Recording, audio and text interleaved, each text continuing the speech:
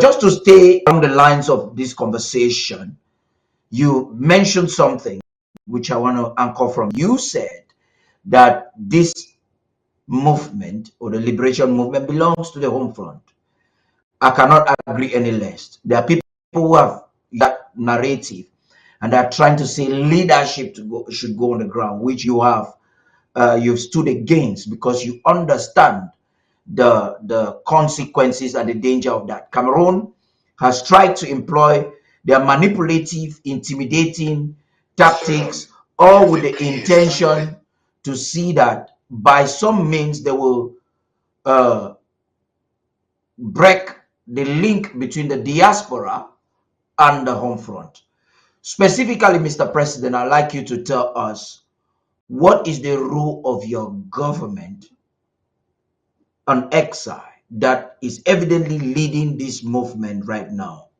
What is the role of your government in this movement specifically? And why do you insist that it is a very bad idea to hand leadership by any shape or form at the home front? Okay. Let us not be forgetful. Let's remember that, as I said, the struggle belongs to the home front. It started on the home front. And then the occupation did everything to proscribe the movement, ban the movement, and force the movement to go to the diaspora.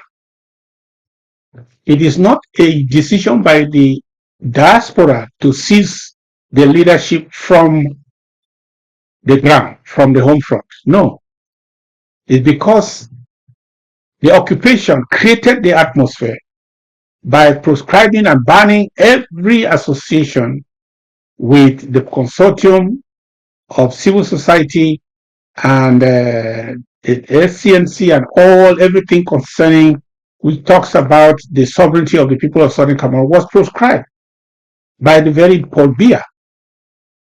So that means that everybody was on the run. Many people were arrested. Many leaders were arrested, and others went into exile. So they exiled the leadership of the struggle. So we only accommodated it. They exiled the leadership, we accommodated it. We had to harness it. We had to galvanize it. When the conditions back home have changed, we don't mind. We are here to offer, to give the struggle a face. Because without an organized representation in the diaspora, and the same movement is proscribed on the home front, it will be a creature without a head. And that is what the Republic of Cameroon tried to do. They wanted to decapitate the leadership and tell the people nothing is going on here. They wanted to do so by arresting everybody, killing those they can kill, and forcing everybody to run away and go out. And then there is no leadership. And even when the leadership went to the diaspora, they still went against the diaspora, struggled, and captured our leadership. And till today, they are facing life imprisonment. What was the intention? Take out the leadership so that the movement has no face, it cannot be seen to be a political cause that has no leadership, no face, no representation. So then they would have called it not a conflict, because till today they don't want to call it a conflict, they call it a crisis, because their intention was to continue to define it as a crisis. But the formation of the leadership makes it a cause, not just a crisis. It's a cause, and our ability to organize and respond as a collective makes it a resistance, makes it a conflict today. So this is how we are able to do what we do. And for somebody to suggest that we should relinquish the leadership, it tantamount to sending back the people who left from home to the diaspora and can continue to organize. We should prepare to deport them back to Amazonia to provide a leadership there. That would be ridiculous, right?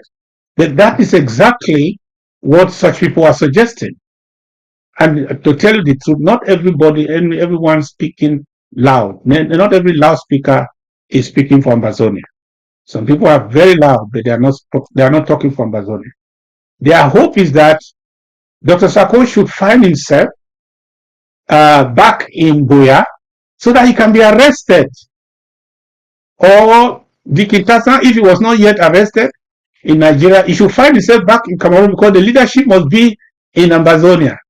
If it's Amazonia, it must be here in Amazonia. Therefore, they should come back. Everybody, all the people of the consortium, some are in Europe now, they should all bundle themselves and go back to Amazonia because leadership must be on the home front. Then let them now provide the leadership. No leadership outside. That's nonsense. That's not feasible. If that's your position, if you really believe that, then you are not talking for Amazonia. You don't care about the struggle.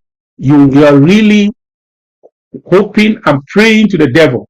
You belong to the oppressor. Your wish is that somehow the oppressor should have the upper hand over us and let this thing end. That's exactly what he did not say. But that's what that's the message we believe in. Our position is to give of sustaining having a government on exile is to continually give a face to the struggle, to give a voice to the struggle. Today in Amazonia, everybody is afraid. The taxi driver is afraid. The motorbike rider is afraid. The teacher in the classroom cannot teach the truth, is afraid. The lawyers, even with their regalia, the legal regalia in court, they are afraid. There are some cases they will not even take because they are afraid for their lives. Even the judges in court are afraid. Everybody is in fear. So that's not where you want a leadership to be. And be visited by Tanganji tomorrow, and unknown gunmen, vigilantes, visit them tomorrow.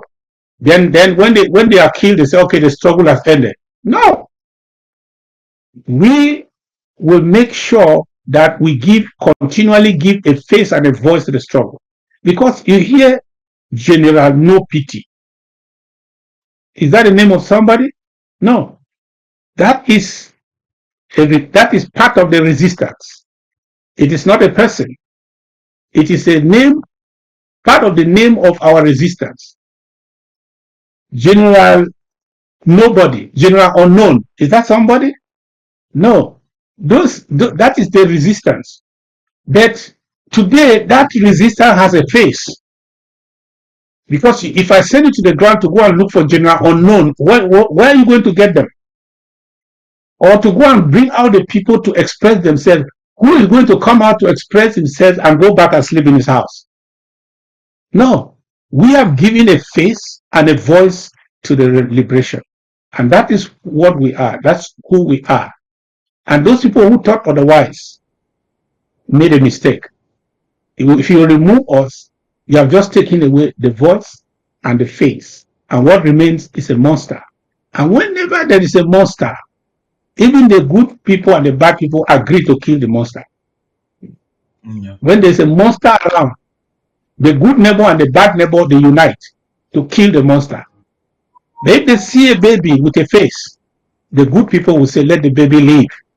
The bad people will say, let's kill the baby. We have given a face to a struggle that by now would have had no face and no voice. Yeah. Mr. President, talking about fear in every sector of the Cameroons put together, we understand that has been the strategy for decades by the Franco-Cameroon hegemony. It was a strategy from 1961 even on to today. Now, since the movement started in 2016, you've narrated it better than anyone else can narrate. And sometimes when you speak, the way you speak, I wonder how some of these other people get their PhDs when they make some of these kind of preposterous proposals for leadership to be given to Ambazonia.